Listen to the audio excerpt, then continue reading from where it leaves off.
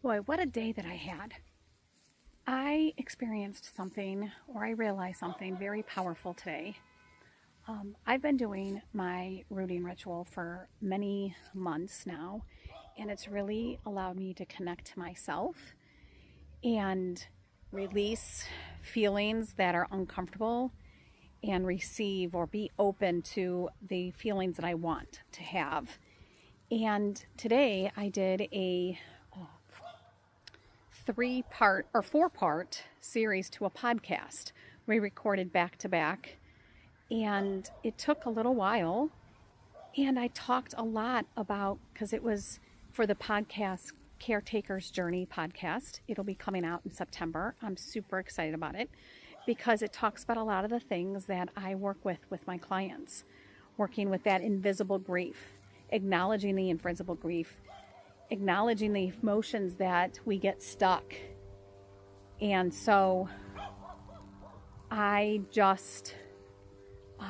did all of that, and it's a trigger to me as well, because I talk about my own loss. I talk about my own invisible losses. And I'm sorry, my dog is leaving my yard, and so I need to get him. Okay, so it was a trigger to my own emotions and my own losses. And I did all of that back to back. And then after I finished, I only had a few minutes. So I got some more water, got a quick bite to eat, which, yes, is my self-care as well. We need to make sure we're eating and staying hydrated. But I didn't release those emotions that came up during that triggering those emotions that I may have been feeling, with the losses that I've had. And I was drained. I was emotionally drained. And I had to hop on a call with a client. And during that call, I felt like I was not connected to my client like I should be. And I recognized that I should have done my rooting ritual in between those two, but I didn't. And so I was not connected as well as I should have been. I felt exhausted. And those are all that's our nervous system. That's my nervous system telling me things that I should have been more aware of. And so when I ended that call with a client, I, got ready real quick and I went to my exercise class. And when I went, I did part of my rooting ritual while I was going. I did some deep breaths. I released any of the stuck emotions that I was having from that call. And I opened myself up to receive the joy of being involved in this class.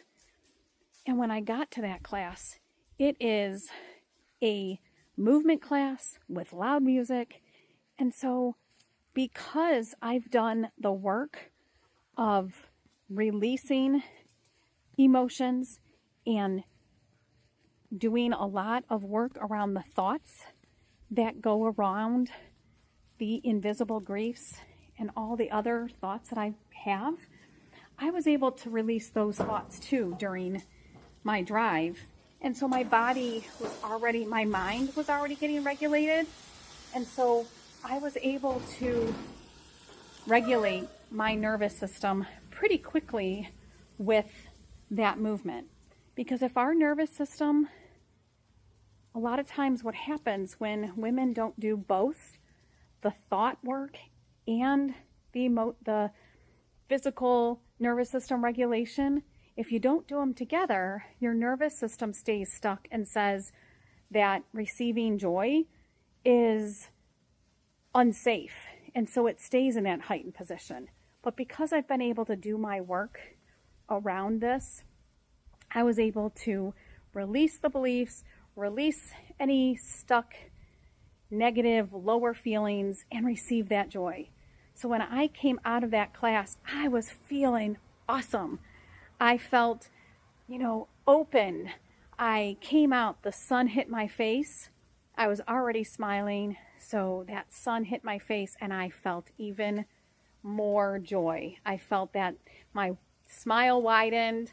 My shoulders were back, and I was ready to receive anything that came my way tonight, and I was able to, come home and enjoy, the things that I do at home. So doing the work of the mind work and nervous system regulation is the key to having a more joyful life.